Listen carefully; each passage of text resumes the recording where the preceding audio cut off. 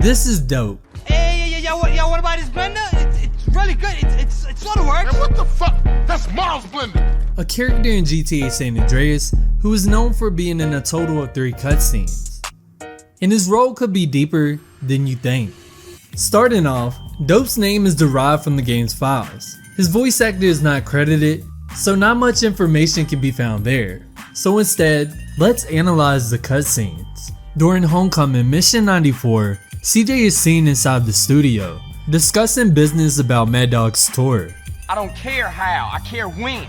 As in now, you hear That's me? when Torino snatches up the phone, ending the call, telling CJ that he has one final job for him before he leaves him alone. Hello, boss man. Torino, fuck you. Almost lost my life out there for you. But CJ is fed up with Torino at this point and threatens to kill him. You know what? I'm tired of your fucking little job. Will you stop? This is pathetic. Come on, you're embarrassing yourself. Come on, put it down. Don't be ridiculous. But the tension eases when CJ's phone rings, with Torino urging CJ to pick up the phone. Answer it. CJ then realizes that Torino kept his promise and asks about his little job, in which he would be instructed to pick up Sweet Johnson at the LSPD headquarters. CJ is beyond happy to see his brother and starts sharing his achievements as well as planning a better life for the two. Hey man, we off to our new spot. We got a mansion, Sweet. We've been putting in work, and shit is going well. We got a stake in the casino. We got some insane shit in Fierro. We get into the rap game. Hey man, let me get you some new clothes. Come on. Clothes? Nigga, what the fuck is this bullshit? But that's when Sweet snaps him out of his little dream and demands a return to Grove Street, which is overran by baseheads, drug dealers, and the ballers. A druggie has even stolen the family blender, which is revealed to be the NPC known as Dope. He will also be seen shortly after in the mission Beatdown on B-Dub, Mission 95, where CJ drives by the Johnson home and finds Sweet with a basehead owned by B-Dub. Sweet is tempted to give in and smoke the crack rocks supplied by B-Dub's hoe, but when CJ gets on his head, the crack hoe will say this. Come on, Sweet, soak the smoke. Hey man, that shit steal your heart. You can't see that? This bitch talk nice to you and this what you do? Fuck! You're gonna have to deal with B-Dub. What? Beat up? We can handle Ow, that shit right get now your then. hands off me. Show ass out of here. Bitch. This angers the Johnson brothers, being fed up with the betrayal of several Grove Street members, rushing over to the Ganton Court projects. This is where Dope will be seen outside, slurring his words and representing the Grove Street. As you've seen in my other videos, some characters tie back into the story, with each NPC playing a role within the criminal underworld of Los Santos, which expanded the crack trade in the early 90s. In the game's introduction, you can see a third Bala. Kane, Bogman, and Bala D are seen planning a hit on the GSF leader. He has the same skin as the other 2 family members, but are they the same NPC? Well, when comparing similarities between the purple and the green NPC, we found some interesting stuff. His voice is different between the 2 appearances. In Homecoming, his voice is high-pitched and speaks with a rapid delivery, along with a noticeable stutter. Hey, what about this blender? It's really good. It sort of works. Man, what the fuck? That's Miles' blender. Which he's clearly higher than a giraffe. However, on Beatdown on Beat-Up, his voice is far deeper and speaks with a much slower drawl, with no stutter present. Yo, Dup ain't here. Moved out a while back. Where'd he go, dickhead? Yo, you messing up the cat's colors, Speak dude. up, fool. Yo, I got something, a little something, just what you And I need. don't want none of that shit. This could indicate that he was going through symptoms of withdrawal in his second appearance. This includes the short span within the missions as well. So these 2 green NPCs are indeed the same NPC.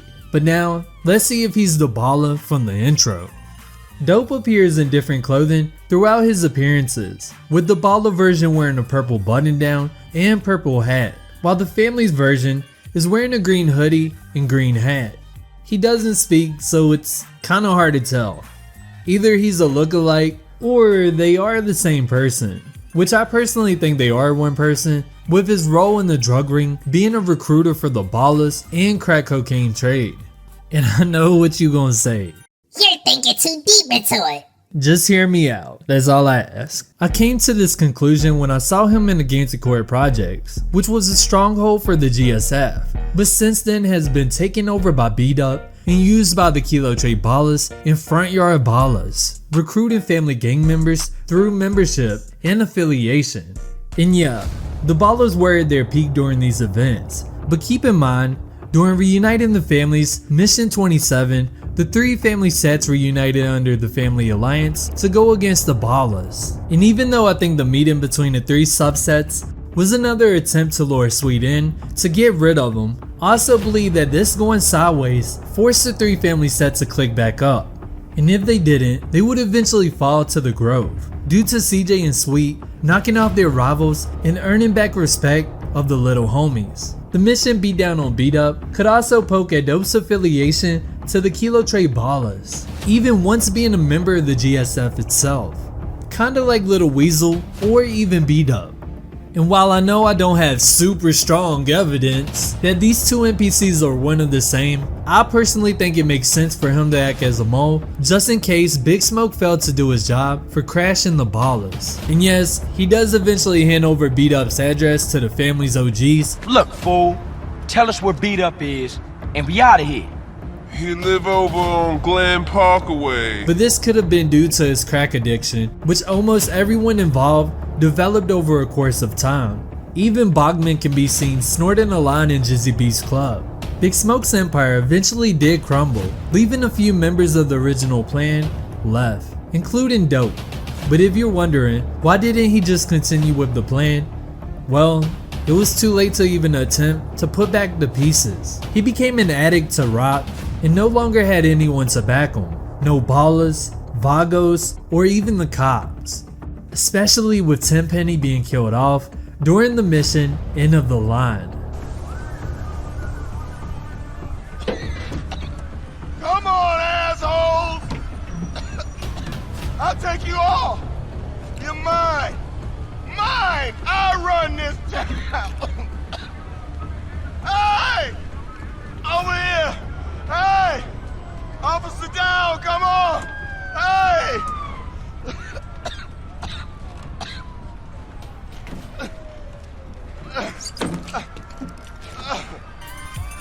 Now this could just be my take on the game and how I personally understand it. You don't have to agree with me. I hope you can find some type of understanding my reasoning behind everything, which I have a few videos similar to this which will be listed above, so be sure to check them out. And I will be dropping that Bangin' on Wax Families and Ballas edition. Hey, that's Grove Street. Grove Street don't roll through Baller Hood. And if you want exclusive access before I put it out, then join my Buy Me a Coffee for $1. And if you want to be a rapper on the tape, bro, just hit me up. But that being said, this is LS Central. Check in. Out.